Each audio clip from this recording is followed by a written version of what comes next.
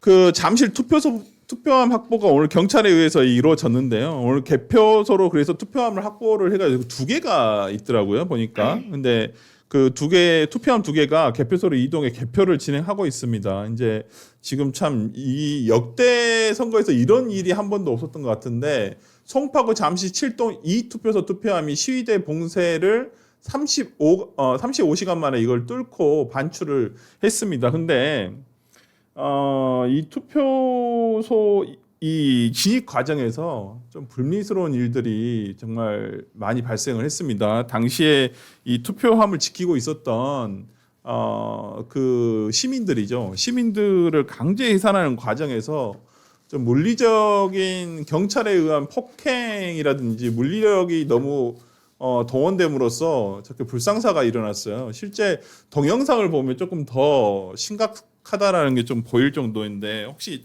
영상이 있으면 한번 보여주시겠습니까? 네. 지금 어르신 보이시죠? 여러분 어르신 끌려나가십니다.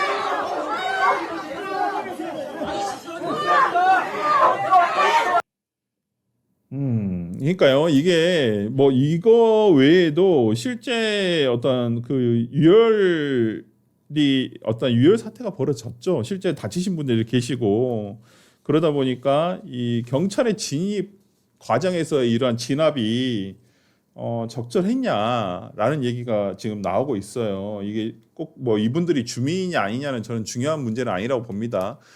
시민이나 국민이 어떤 이 자신의 참정권을 지키기 위한 저는 방편이라고 생각을 하는 하나의 중요한 증거가 될 수도 있는 부분이라서 이 부분 어떻게 생각하시는지 우리 권 소장님께서 한번 말씀을 해주실까요? 근데 지금 이 경찰 시위대가 출동하게 된 이유가 네. 선관위의 요청에 의한 거라고 네. 하잖아요. 네. 그러니까 지금 사실 저는 이 사건 자체를 선관위가 자꾸 이를 키우고 있다라고 보고 네. 있어요. 그러니까 이 시위대가 해체하지 못하는 이유 중에 하나가 네. 선관위에서 명확한 해명을 내놓지 않았기 때문이거든요. 그러니까 그 사람들이 납득할 만한 이유와 그리고 앞으로 어떻게 하겠다라는 명확한 이야기를 해줬으면 네. 이 시위대도 자연스럽게 해체할 수 있는 것인데 오히려 선관위가 하는 말들이 점점 의혹을 낳고 있는 거 아니겠습니까? 그러니까 네. 그러다 보니까 이렇게 경찰 기동대를 투입해서 이제 무력으로 시위대를 해체하고 있는 것인데 저는 국민들이 이게 어떤 집단적으로 이야기를 내는 것도 아니고 정말 네. 개개인이 모여가지고 남녀노소 할 거 없이 그냥 내 투표권 하나 챙기자고 모이신 것들을 이렇게 무력으로 해체할 것인가 좀 이게 민주주의인가 싶습니다. 그러니까요. 이게 제가 이제 뭐 여러 커뮤니티나 어떤 내용들을 보니까 뭐 시위대들이 뭐 소란을 일으키고 뭐 고성을 내고 뭐 그러지는 않으셨던 것 같아요. 뭐 물론 마이크로 얘기를 하시는 분도 있긴 있었습니다만은 침묵 시위를 중간부터는 여기 주민들한테 피해가 가니까 침묵 시위를 했다라고 하고 있는데 그걸 무슨 일부 공영 언론에서는 무슨 이 굉장히 시끄럽게 뭐 시위를 하고 있다, 주민들에게 피해가 되고 있다, 뭐 이렇게 얘기를 하시는 분도 있긴 하더라고요. 그러니까 뭐 저 장소가 양로원이라고 하더라고요. 경로원? 예, 경로원. 아. 그러니까 경로당이라고 네네네네. 하나요? 그러니까 그 이제 그 아파트 단지들이 있는데 그 안에 네. 있는 장소라고 해서 그 사람들이 굉장히 그러니까 피해를 끼칠까봐 네. 그래서 굉장히 조용히 시위를 하고 있는 상태고, 네.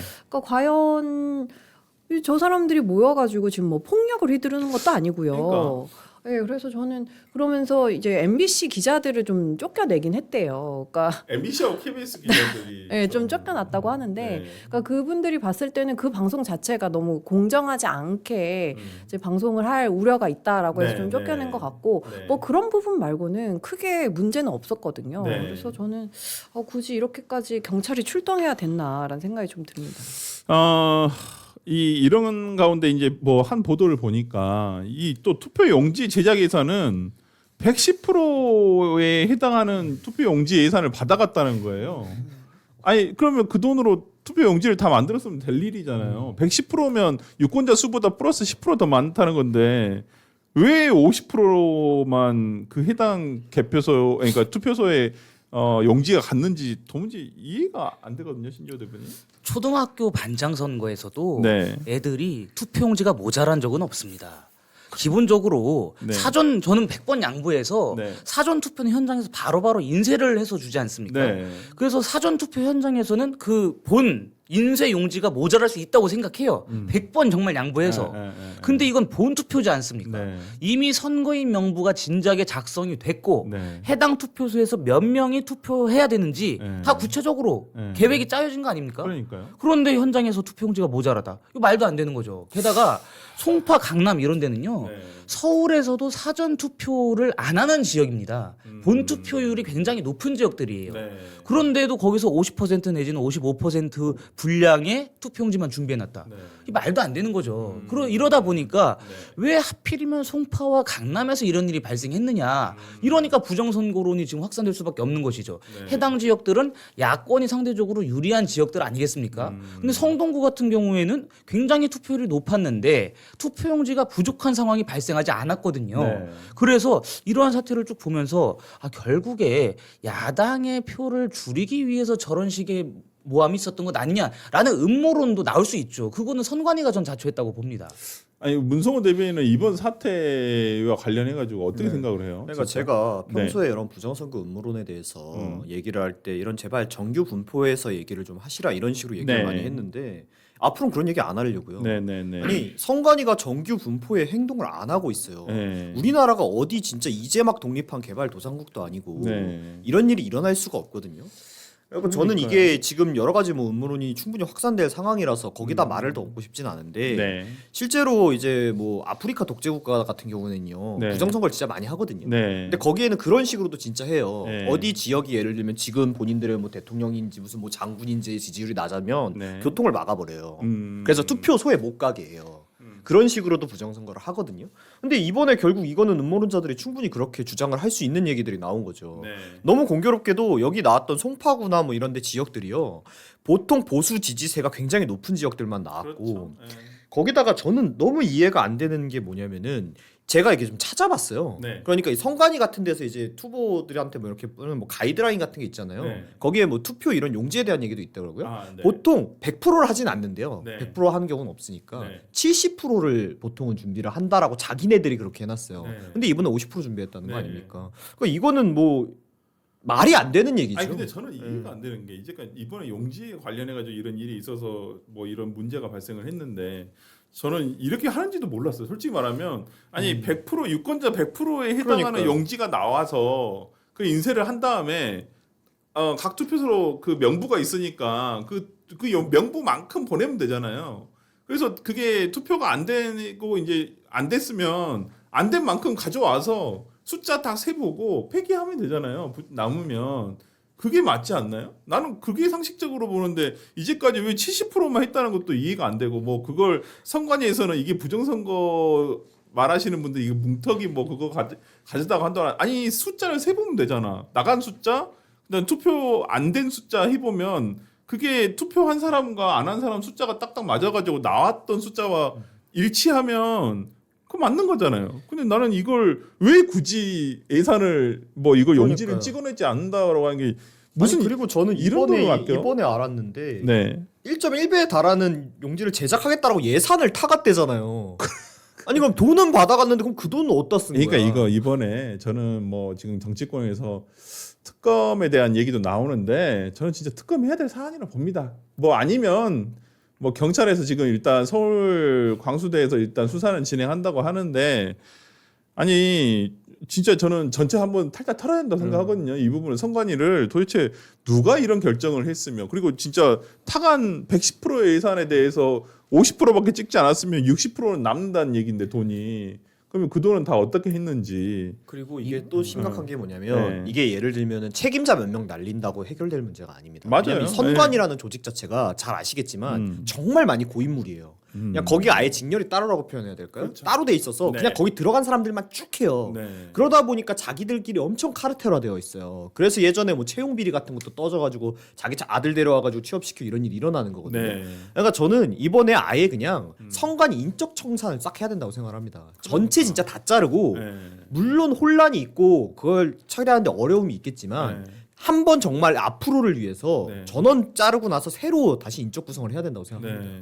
그래서 저는 좀 아쉬운 점이 민주당에서 이 문제에 대해서 거론하지 않는 게 좀 아쉬워요. 그러니까 굉장히 그러니까 소극적이야 여당이. 이 투표라는 네. 게 자기네들한테 가는 뭐 표도 있고 네. 우리한테 뭐 보수에 오는 표도 있고 그렇지만 사실은 어느 국민이나 다 동등하게 이뤄져야 되는 것이고 그 부분에 있어서는 국회의원들이 모두 다 이 부분에 대해서 이거는 좀 잘못됐다라고 얘기를 같이 해줘야 되는 거거든요. 네. 그래서 저는 우리가 지난번에도 봤지만 국조특위 같은 거 할 때 보면 국회의원들 막 서로 막 소리지르 하시잖아요. 네. 이 사안이야말로 정말 양당이 같이 맞아요. 소리 지를 수 있는 사안인데 왜 이렇게 바로 이 엄중한 이 사건을 왜 국회에서 특위를 열어가지고 확인을 해 보셔야 하는데 민주당 의원들이 좀 적극적으로 아니, 더 진짜 나서셔야 무슨 돼요. 대통령 그래야지 공소취소 민주화가 완성이 되는 겁니다. 대통령 저는- 공소취소하려고 네. 뭐 할 때는 청문회 그냥 득달같이 해가지고 열어가지고 그 참 불러다가 엄한 사람들한테 소리 지르면서 그러는데 진짜 네. 이거 저는 선관위 잡돌이 한번 해야 된다고 네, 생각하거든요. 그러니까 민주당이 이렇게 하지 않으면 오히려 더 의심을 살 수밖에 없는 거예요. 그렇죠. 오히려 아 진정한 왜- 부정선거 세력이야. 네, 내가 왜 봤을 때는. 민주당이 진짜로. 이거에 나서지 않느냐. 네. 민주화를 이루기 위해서는 우리가 정말 투표부터 깨끗해야 되는 거 아니냐. 근데 민주당 너희가 이거를 얘기하지 않는 순간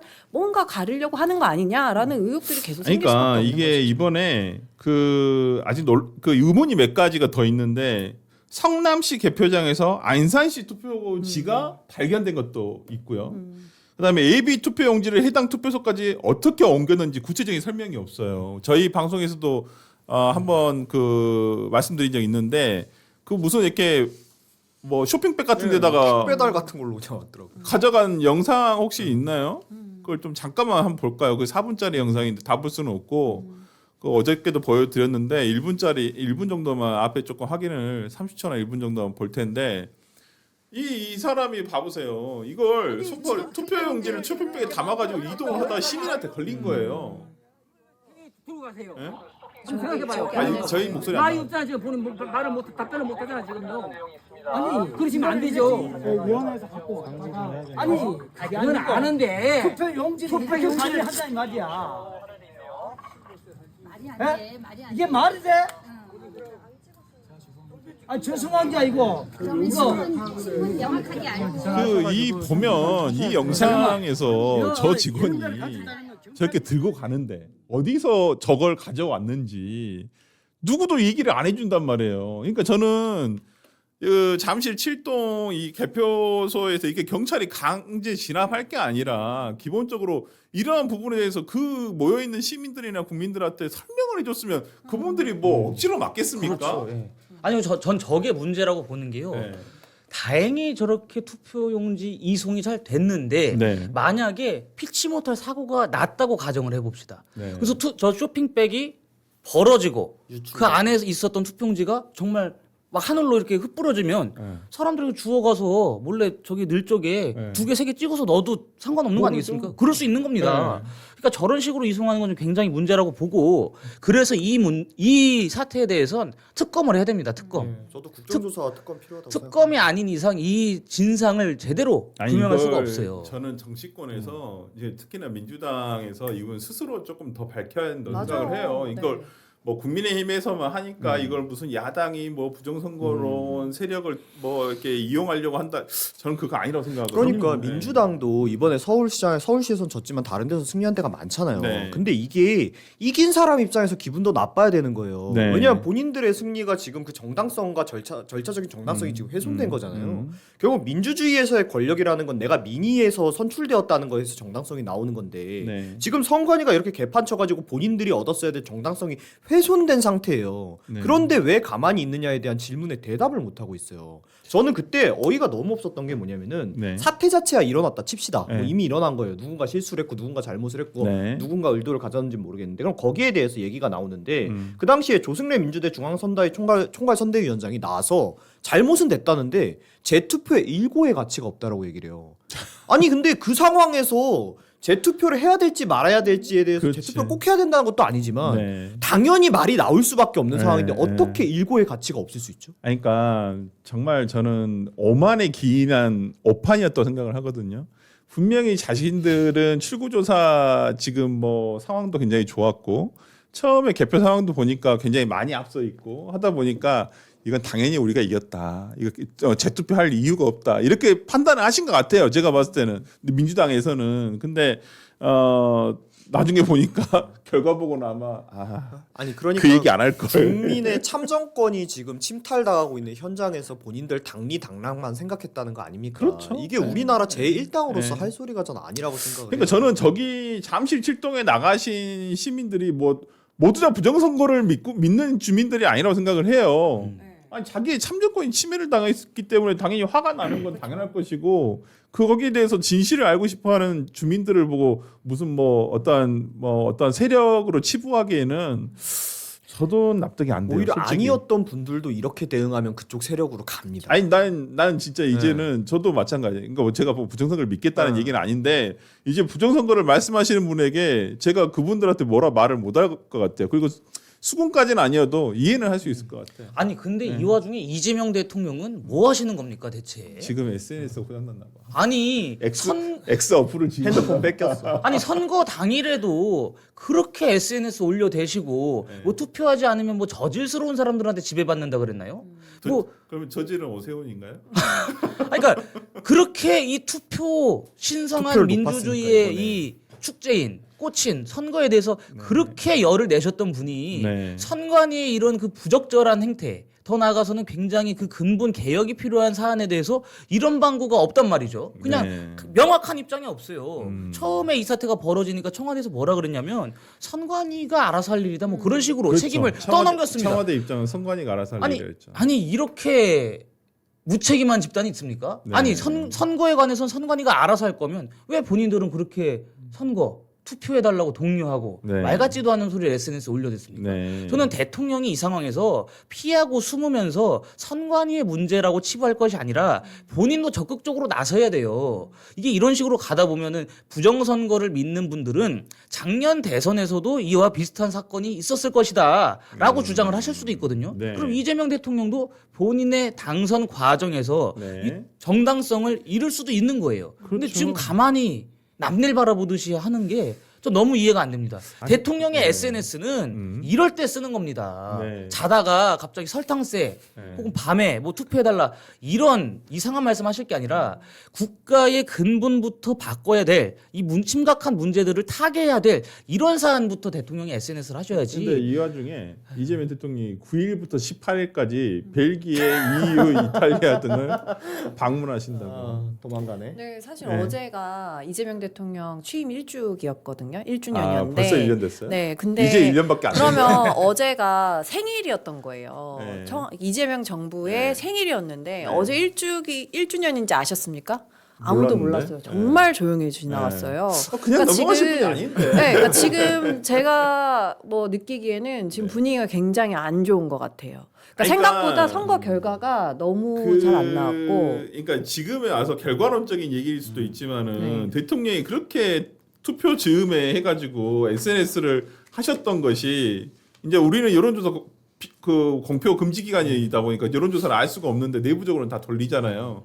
아마 내부적으로 이 서울이라든지 뭐 조금 예민한 지역에서의 어떤 선거 결과가 안 좋을 수도 있다라는 아마 여론조사 결과를 받아서 대통령이 직접 SNS를 통해서 아마 이 투표 동료를 한 건 아닌가. 그냥 단순히 투표 동료만 하면 상관이 없는데 그걸 뭐 상대방을 저질이라고 한다든지 약간 좀 그런 식으로 표현하는 아니 거. 그 예를 들면 네. 정당에서야 야당이니까 네. 상대에 대해서 공격할 수 있어요. 근데 대통령은 모두 대통령이잖아요. 근데 그래도 뭐 여당 있으니까 좀 투표해 주십시오. 누구 지지해 주십시오. 이럴 수는 있다고 생각해. 네. 근데 상대를 무슨 투표를 안 하면 저질스러운 사람한테 지배를 받게 된다. 이런 얘기는 결국에는 또 갈라치기 하고 상대 악마하는 거 그렇죠. 아닙니까? 네. 저는 오히려 그거 보고 네. 더 안 좋은 효과도 났을 거라고 봐요. 그러니까요.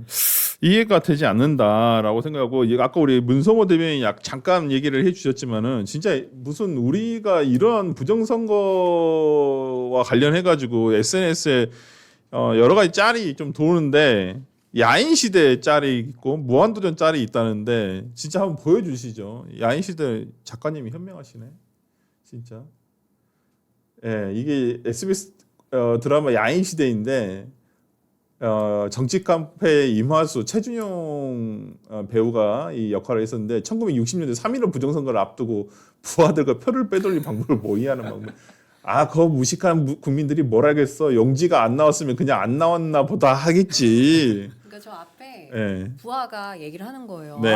그 표가 없으면 어떡합니까? 이랬더니 네. 이제 저렇게 얘기를 하는 거죠. 용지가 안 나왔으면 그냥 안 나왔나 보다 하겠지. 이렇게 이게 얘기를 하는 2026년도에 장면인데. 벌어지고 있는 네. 상황인가요? 저 드라마가 2002년도에 그렇죠. 나온 거더라고요. 2002년도에 나온 네, 드라마인데. 근데 20년을 앞서갔더라고요. 헐. 네. 그러니까 저게 이제 나름 아니.